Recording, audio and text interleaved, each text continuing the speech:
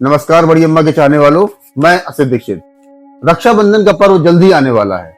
इस पर्व को मनाने को लेकर जहां देश में खुशियां हैं, वहीं कुछ कंफ्यूजन भी है।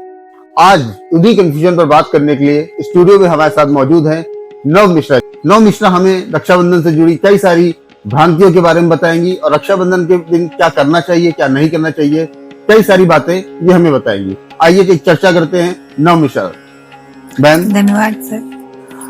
मैम, सबसे पहला प्रश्न मेरा आपसे ये है कि हमारे देश के लोग कंफ्यूज हैं कि रक्षाबंधन जो है वो 8 अगस्त को पड़ रहा है कि 9 अगस्त 2025 को पड़ रहा है। तो आप जरा इस बात को क्लियर करिए कि रक्षाबंधन पर्व किस तारीख को पड़ रहा है और क्या ये से कंफ्यूजन का कारण क्या है? हाँ, देखा जाए तो आजकल जितने भी हमारे त्योहार मन रहे हैं वो 2 दिन में कंफ्यूजन रहता ही है कि आज है कि कल है। तो देखिए, हमारा जो रक्षाबंधन पर्व है वो 8 तारीख से शुरू होके और 9 तारीख तक चलेगा। ये पूर्णिमा तिथि को हमारा मनाया जाता है, सावन की पूर्णिमा तिथि, जो कि सावन की आखिरी तिथि होती है। इस दिन हमारा सावन का जो महीना होता है वो खत्म होता है और आगे भाद्र पक्ष लगता है हमारा। तो 8 तारीख को दोपहर में 2:12 से स्टार्ट हो रही है हमारी पूर्णिमा तिथि और 9 तारीख 9 अगस्त को 1:24 दोपहर में तब तक है ये तिथि। तो जैसा कि मान रहे हैं कि 8 तारीख को भद्रा लग रही है और जो 9 अगस्त तक जा रही है तिथि, तो 9 अगस्त को सुबह 5 बजे से लेकर 5:12 से लेकर 1 बजे तक 24 मिनट तक ये तिथि जा रही है हमारी। तो हम लोग जो हिंदू की मान्यता है कि हम लोग जो हमारा पर्व है वो उदया तिथि से मनाते हैं। तो हमारी ये जो तिथि जा रही है उदया तिथि वाली, तो हम ये कोई भी कंफ्यूजन नहीं है कि हम 8 को मनाएंगे 9, हम 9 को ही रक्षाबंधन का त्योहार मनाएंगे। और 8 तारीख को जो है वो भद्रा लग रही है, तो वो भी दोपहर की तिथि से लग रही है, तो वो हम मानेंगे ही नहीं। तो हम उदया तिथि लेकर 9 अगस्त से शुरू करेंगे और मानेंगे। तो मैम, मेरा प्रश्न ये है कि ऐसा क्या है कि भद्रा के तिथि को ये रक्षाबंधन का पर्व नहीं मनाना चाहिए, इसके क्या कारण? जी, जो भद्रा तिथि होती है इसमें अपशगुन माना जाता है। लोगों का कहना है कि इसमें नहीं, क्योंकि ये जो भद्रा है ये शनि देव की बहन है। तो हम लोग शनि देव से थोड़ा सा बच के रहते हैं कि, तो इस वजह से भद्रा में कोई भी काम नहीं करते हैं हम लोग। कोई भी शुभ काम भद्रा में नहीं करना चाहिए। अच्छा, आपने ये तो बता दिया दर्शकों को कि 9 तारीख को रक्षाबंधन का पर्व मनाना सही है, यही 9 तारीख की तारीख श्रेष्ठ है। अब क्या कोई ऐसा उचित समय या उचित मुहूर्त है कि इस टाइम बीइंग में ये पर मनाना चाहिए तो ज्यादा अच्छा फलदायक रहेगा? हाँ जी। या फिर पूरे दिन ही 9 में ऐसा कुछ है? देखिए, वैसे तो कोई भी प्रॉब्लम नहीं है। उदया तिथि है तो पूरा दिन ही हमारा त्योहार चलता है, लेकिन जो आपका जो विशेष तिथि है वह 5 बजे से 5:12 से लेके तो सुबह ही 10:02 तक है। तो आप इस सुबह के मुहूर्त में कहते हैं कि पूजन पाठ करना अच्छा होता है, तो सुबह सुबह मान लीजिए, अच्छी बात है। नहीं तो आप पूरा दिन बिना बेहिचक आप रक्षाबंधन का त्योहार मना सकते हैं। ये 92 साल बाद ये तिथि आ रही है कि पूरा दिन कोई भी ऐसा कोई टाइम नहीं है कि हम इस समय नहीं बांध सकते हैं। ना ही भद्रा का साया है, ना कुछ भी नहीं। आप सुबह 5 बजे से 12 बजे लेकर रात तक भी आप ये अपना त्योहार मना सकते हैं आराम से, कोई प्रॉब्लम नहीं है। मतलब आपका कहना है कि ये त्योहार वैसे तो 9 तारीख को पूरा दिन मनाया जा सकता है, लेकिन शुभ जो मुहूर्त है वो दर्शक आप लोग कृपया इसकी जानकारी को नोट कर लें कि 9 तारीख की सुबह 5 बज के लेकर सुबह 10:02 तक शुभ मुहूर्त है। इस समय अगर आप रक्षाबंधन का पर्व मनाते हैं तो वो ज्यादा फलदायक होगा, और बाकी ये रक्षाबंधन का पर्व 9 तारीख को पूरा दिन ही मनाया जा सकता है। ऐसी कोई वो विशेष वो नहीं है।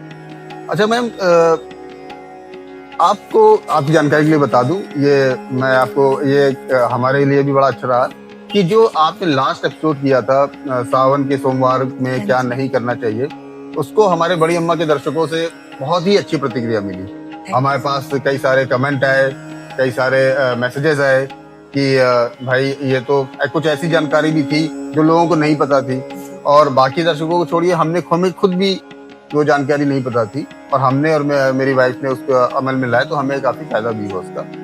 रक्षाबंधन में भी कुछ ऐसा चीजें हैं जो हमें मतलब भाई को या बहन को करने से बचना चाहिए, या उसका कोई बुरा प्रभाव पड़ जाता है, ऐसा कोई है रक्षाबंधन के हाँ दिन? जी, देखिए कुछ पॉजिटिव थिंग्स भी हैं तो नेगेटिव भी है, तो हम उपाय कर कर इन चीजों को कम भी कर सकते हैं। तो देखिए सावधानियां तो बरतनी चाहिए हमको हर चीज में।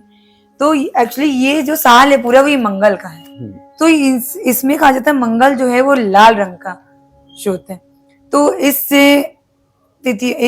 साल हम लाल रंग की चीजों से थोड़ा सा बचे तो ज्यादा अच्छा है। जैसे लाल रंग के कपड़े ना पहने, लाल रंग की मिठाइयां ना यूज करें तो ज्यादा बेटर होगा। मैम ये इसी साल विशेष के लिए है कि मतलब हाँ, प्रत्येक रक्षाबंधन में लाल रंग से थोड़ा परहेज रखना नहीं चाहिए? नहीं, क्योंकि देखिए जो लाल रंग जो होता है वो बहुत शुभ होता है, हाँ, यही कहा मैं यही जाता इसी है। पर आ रहा था कि लाल रंग तो हमारे सनातन धर्म में बहुत शुभ माना जाता है। तो मेरा पूछना है कि ये 2025 का जो हमारा ये रक्षाबंधन का पर्व है, हाँ जी, क्या ये मंगल का साल है, इसी वजह से लाल रंग से बचना ज्यादा जरूरी है कि ये हर रक्षाबंधन में नहीं नहीं, ये लाल रंग से बचना? डेफिनेटली इस साल है, क्योंकि ये पूरा वर्ष जो है हमारा मंगल का है। बहुत ही ज्यादा इसमें परेशानियां लोगों को हो रही हैं, होंगी भी, आपदाएं आ रही हैं, तो पर्टिकुलर ये इसी साल के लिए बताया जा रहा है कि ये मंगल का है साल पूरा। तो इन सावधानियों को लेके आप आगे बढ़े तो ज्यादा अच्छा होगा। तो मतलब लाल रंग से आपका तात्पर्य है कि लाल मतलब राखी ना पहनी जाए, लाल हाँ, कपड़ों अवॉइड को करे तो ज्यादा अवॉइड बेटर करें, है। मतलब भाई और बहन लेकिन दोनों ही अवॉइड करें। हाँ हाँ, लेकिन जैसे टीका लाल होता है टीका तो लाल तो होता है। उसके लिए आप केसर का यूज कर सकते हैं। अच्छा। केसर का जो टीका है वो बहुत ही अच्छा है, एक उपाय में है कि एक उपाय ये भी कर सकते हैं कि आप केसर का टीका लगाइए भाई को। अच्छा। हाँ जी। तो मैम मतलब अच्छा, ऐसा जैसे आपने ये तो बता दिया, तो क्या जब बहन भाई के रोशना लगाती है और तो मिठाई खिलाती है, तो वैसे तो कुछ भी खिला दीजिए मुंह मीठा करने के लिए, लेकिन क्या ऐसा कुछ पर्टिकुलर है हमारे सनातन धर्म में कि जैसे होता है कि हनुमान जी को लड्डुओं को भोग लगाना चाहिए, तो ऐसा कुछ है कि ये मिठाई खिलाएं तो भाई को ज्यादा शांति मिलेगी या उसकी हाँ, ऐसा क्यों कुछ है? नहीं, आपकी ये माना जा रहा है कि सफेद रंग की खिलाइए आप मिठाइयाँ, छेना है, काजू कतली है, जिसकी जितना जैसे भी है, तो अब वो उस टाइप वाइट खिलाइए तो ज्यादा बेटर है। अच्छा, हाँ, तो मतलब सुख समृद्धि के दर्शकों को लिए। बताना चाहता हूँ कि इस वर्ष रक्षाबंधन में अब लाल रंग की मिठाइयों से थोड़ा परहेज करें, और हो सके तो अपने बहनों से मेरा गुजारिश है कि वो अपने भाइयों को टीका लगाते वक्त सफेद रंग की मिठाई का प्राथमिकता दें।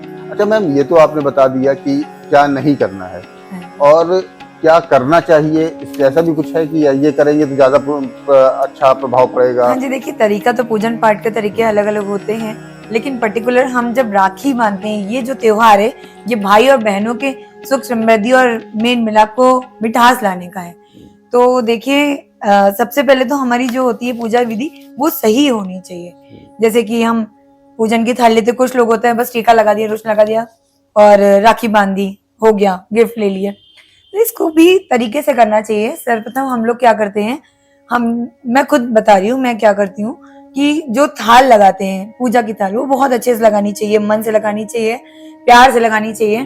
तो आप उसमें केसर का तिलक आपकी बना रहे हैं तो केसर का तिलक बनाइए और अक्षत रखिए, घी का दिया जरूर जलाइए जिससे कि आरती हम कर सके अपने भाई की।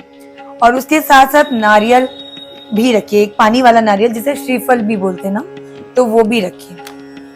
और इस तरह से अपनी जो पूजन की थाली है वो सजाएं। और सबसे पहले हम मंदिर में जाके गणेश जी का पूजन करें। सबसे पहली जो राखी है वो हम गणेश जी के को समर्पित करें, उनको बांधे, ठीक है। फिर उसके बाद हम भोलेनाथ जी को राखी अर्पित करें। जो भी हम अपने भाई को करेंगे, सर्वप्रथम गणेश जी को, फिर उसके बाद भोले बाबा को, फिर उसके बाद हम अपने भाई को दिखाएंगे। देखिए क्या मजे से समृद्धि और सुख समृद्धि आती है अपने भाई के लिए, बहुत मजे से, और बहुत अच्छा, और दोनों के रिश्तों में बहुत मिठास आएगी। ये करके देखिए आप। तो ये तो आपने पूजा की विधि डिस्क्राइब कर दी बहनों के लिए कि भाई ये तो बहनों की तरफ से जो होना चाहिए, हाँ वो तो जी, आपने बता दिया। डेफिनेटली। लेकिन ये बताइए कि आजकल जो राखियां मार्केट में चल रही है, हाँ, कुछ मैंने देखा है, छोटे बच्चों के लिए कार्टून वाली राखियां आ गई, हाँ, प्लास्टिक की आ गई, और तो ऐसी राखियां का कुछ निगेटिव प्रभाव तो नहीं पड़ता है? बिल्कुल बिल्कुल पड़ता है। जो हमारा शुरू से है कि रेशम के धागे बांधने चाहिए, है ना, तो रेशम के धागों से बनी हुई राखियां यूज करनी। ये प्लास्टिक और ये जो मेटल होता है इससे रिलेटेड बिल्कुल राखियां नहीं बनती। ये पूरा शनि का दुष्प्रभाव पड़ता है। नेगेटिविटी बहुत पड़ती है, इसका बहुत प्रभाव पड़ता है। आजकल देख रहे हैं लोग कितने अग्रेसिव हो रहे हैं, वो सारी चीजें नहीं अपने ऊपर ला पा रहे हैं, नेगेटिविटी इतनी है रिश्तों में। तो हम इसका थोड़ा ध्यान दें कि रेशम से बने हुए या सूत से बनी हुई जो राखियां हैं उनका यूज करें तो ज्यादा बेटर होगा। अच्छा, राखी बांधने की भी कोई पर्टिकुलर विधि होती है कि 1 गांठ 2 गांठ 3 गांठ हाँ, ऐसा कुछ? हाँ जी, मेरे क्यों सुनने नहीं? में आया ऐसा कुछ होता है। हाँ जी, जब हम बांधते हैं भाई के दाहिने हाथ में बांधते हैं राखी, तो हम जब बांधते हैं तो उसमें 3 गांठें जरूर लगानी चाहिए। 3 गांठ कहते हैं ब्रह्मा विष्णु महेश, ठीक है, इनकी होती है। पहली गांठ जो होती है भाई की आयु बढ़ाने के लिए होती है, दूसरी बहन की आयु बढ़ाने के लिए होती है, और तीसरी जो होती है दोनों के रिश्ते में मिठास लाने के लिए होती है। तो ये जरूर करिए कि आपकी जब राखी बांधिए तो 3 गांठें जरूर लगाइए। ये तो मैम आपने बहनों की तरफ से किए जाने वाले सारे उपाय बताए कि हाँ बहनों को ऐसे ऐसे करना चाहिए। हाँ जी। अच्छा, भाई जो बहन को इस रक्षाबंधन में उपहार देता है, कुछ गिफ्ट देता है, हाँ। तो क्या ऐसा कुछ इसमें भी कुछ ऐसा होना चाहिए कि अगर ये गिफ्ट दे तो बहन के लिए हितकारी रहेगा, या ऐसा गिफ्ट, मतलब इस पर भी कुछ रोशनी हाँ डालिए। हाँ, क्यों नहीं, इसका भी बहुत प्रभाव पड़ता है। हमारी चीजों वस्तुओं से बहुत ही निगेटिविटी और पॉजिटिविटी जाती है, आती है। तो आजकल देखिए बिना गिफ्ट लिए तो बहनें मानती नहीं और मानना भी नहीं चाहिए, भाई उनका हक होता है। तो भाइयों को बेसिकली ये जो लोहे से, एल्यूमिनियम की चीजें, ये सब चीजें अवॉइड करनी चाहिए बहनों को देने में। जैसे कोई स्टैचू दे रहे हैं तो ये मेटल की नहीं होनी चाहिए, एल्यूमिनियम की नहीं होनी चाहिए, लोहे की नहीं होनी चाहिए, प्लास्टिक की नहीं होनी चाहिए, इस टाइप की। आपको देना है तो अच्छे अच्छे वस्त्र दीजिए, ड्रेसेस दीजिए अपनी बहनों को, सुंदर लगने वाली, और ऑर्नामेंट्स दे सकते हैं आप, पायल दीजिए और कुछ भी हार दे दीजिए, कंगन दे दीजिए, आप पे जितनी सामर्थ्य हो उस हिसाब से दीजिए। तो आप तो भाइयों का खर्चा बढ़ा रहे हैं, इस तरीके तो भाई लूट जाएंगे बेचारे। अरे भाई, साल में आने वाला एक है, और वो भी भाई बहन का जो रिश्ता होता है ना बहुत ही अच्छा होता है। सारे, मैं तो कहती हूँ सारे रिश्तों में सबसे अच्छा होता है रिश्ता भाई बहन का। आप हर तरह की बातें आप कर सकते हैं, और किसी रिश्ते में मुझे नहीं लगता इतनी ट्रांसपेरेंसी होती है जितना भाई बहन के रिश्ते में होती है। बचपन से लेके बुढ़ापे तक हमारी जो रिश्ता होता है ना, ये बहुत ही अच्छा रिश्ता होता है भाई बहन का। तो मैं तो कहूंगी इस पर्व को बहुत ही अच्छे से मनाना चाहिए भाई बहनों को, दोनों को ही। अच्छा, मैं अपनी व्यक्तिगत जानकारी के लिए जानना चाहता हूँ कि हमारे ब्राह्मणों में, सनातन धर्म में कई ऐसा त्योहार है, जैसे रक्षाबंधन तो एक ऐसा त्योहार है जो लगभग सभी लोग सभी मनाते हैं। एक दूसरा इसी से मिलता जुलता त्योहार है भैया दूज। हाँ। तो भैया दूज और रक्षाबंधन में क्या बेसिक डिफरेंस है? क्योंकि भैया दूज मैंने देखा है कुछ लोग बोलते हैं हमारे यहाँ दूज नहीं मनाई जाती, हाँ। और रक्षाबंधन लेकिन सब लोग मनाते हैं। तो इसमें क्या कुछ बेसिक अंतर क्या है? देखिए, रक्षा बंधन तो हमारा ये रक्षा सूत्र बांधते हैं, तो ये सभी कोई बांध सकता है, सब बांध सकते हैं। इसमें कोई विभाजित नहीं है कि कोई नहीं बांधता। इवन मैं एक बात कहूँ तो मुस्लिम्स भी एक दूसरे को बांधते हैं। मुस्लिम्स में भी ये कहीं कहीं मतलब लोगों ने अपना लिया है कि आप एक दूसरे को, ये रक्षा सूत्र है, कोई भी किसी को बांध सकता है। इवन आजकल तो भाई और भाभीियों को भी साथ में पहना देते हैं ना, देवर भाभी का रिश्ता भी भाई बहन का ही माना जा रहा है, माँ बेटे का पहले माना जाता, भाई बहन का माना जा रहा है। तो ये जो नंदे होती है ना, भाभीियों को भी आजकल राखियां बांधी है। बोलते हैं ना भाभी से ही मायका है, माँ नहीं है तो भाई भाभी से ही मायका है, तो हम भाभी को भी रक्षा सूत्र बांध सकते हैं ताकि वो भी हमें भाई के इक्विवेलेंट ही हमको उतना ही सपोर्ट करे, प्यार करे। तो ये सारी चीजें हैं छोटी छोटी जो हमको माननी चाहिए। और भाई दूज जो है पर्टिकुलर, इसमें पर्टिकुलर भाई का ही हिस्सा होता है, इसमें भौजाई का इतना रोल नहीं है। इसकी मान्यता ही अलग है, इसकी स्टोरी ही अलग है थोड़ी। अच्छा, मतलब आपका कहने का मतलब है कि रक्षाबंधन किसी भी दो इंडिविजुअल्स के बीच में मनाया जा सकता है, क्योंकि ये एक रक्षा का सूत्र है। और भैया दूज जो है वो सिर्फ भाई और बहनों के लिए ही है। उसकी एक अलग मान्यता है, उसकी एक अलग मान्यता है, उसकी एक अलग कहानी है। मैम, मेरी एक चीज जानने में मेरी व्यक्तिगत इंटरेस्ट है कि अगर ये बताइए, जैसे हमारे 12 राशियां होती हैं, तो 12 राशि के जो भाई होते हैं उनके लिए क्या बहनें उनकी राशि के अनुसार कलर की राखी बांधें तो उनको क्या फायदा होगा? या डेफिनेटली होगा, क्योंकि जो रंग बनाए हैं इनके अलग अलग प्रभाव अलग अलग तरीके से पड़ते हैं लोगों पे। अभी जैसे कि मैंने बताया कि मंगल का प्रभाव है तो लाल रंग का कम यूज करिए, तो उसी तरह से हम रंगों के प्रभाव से भी राशियों को हम इम्प्रूव कर सकते हैं, और डेफिनेटली 100% लाभ मिलता है। अच्छा, हाँ जी, आप करके देखिए। एक बार आपका कहने का मतलब है कि अगर बहनें एक निश्चित राशि के भाई हाँ को जी। एक निश्चित रंग का राखी बांधती हाँ हैं, जी, तो करिए उनको 100% फायदा होगा, डेफिनेटली होगा। आप बांध के तो देखिए मतलब आपके धन धान्य से भरपूर हो भरपूर जाएगा। होगा। भाई जो रक्षाबंधन का त्योहार है वो लक्ष्मी नारायण की पूजा होती है हाँ, डेफिनेटली। तो हम क्या किस लिए रहे हैं? सुख समृद्धि के लिए, तो रिश्तों को बढ़ाने के लिए। तो आप ये यूज करके देखिए आपको 102% लाभ मिल मैम रहा है। जरा आप थोड़ा सा बताइए कि किस राशि पर कौन से कलर का मतलब हाँ राखी जी, बांधी जाए। जो मेष राशि के जो जातक होते हैं उनको आप नारंगी रंग की, क्योंकि लाल वर्जक टाइप की, तो नारंगी रंग की बांधिए भाइयों को, देखिए क्या लाभ मिलेगा। अब आता है वृषभ राशि, उनको सफेद रंग की राखियां बांधे बहने, देखिए माला माल हो जाएंगे। भाई माला माल होंगे तो भाई देखिए बहनों की भी चांदी चांदी है। अब आते हैं, बात आती है कन्या राशि। कन्या राशि के जो भी भाई हैं उनको बहने हरे रंग की राखी बांध के देखिए, हरियाली हरियाली, सौहार्द और सुख समृद्धि खूब 102%। ये करके देखिए, हरे रंग का महत्व ही अलग है। सफेद रंग भी मजेदार है, बिल्कुल शांति स्वच्छता बढ़िया। सफेद रंग हरा रंग दोनों ही बांध हरे सकते हैं? रंग बहुत अच्छा। हाँ। अब धनु राशि के जातकों को देखिए तो पीले रंग की राखी बांधिए। पीली भाई गुरु का होता है, पीला रंग गुरु का होता है। देखिए कहाँ चरम सीमा में आपको लक्ष्मी लक्ष्मी और बरसेगी। आप करके देखिए पीला रंग। आई बात यहाँ पे धनु तो बता दी मैंने आपको। अब आई मिथुन। मिथुन जो राशि वाले हैं उनको नारंगी रंग की बांधिए आप। अब आती है वृश्चिक राशि, नारंगी रंग, नारी रंग के धागे की राखी बांधिए आप, देखिए। अब आती है आपकी बारी मीन। मीन जो होते हैं वो भी पीले रंग की बांध के देखिए, गुरु का है, आपको आगे बढ़ा के लेके जाएगा। 102% आपको लाभ मिलेगा, ना मिलेगा। अब आते हैं कुंभ राशि।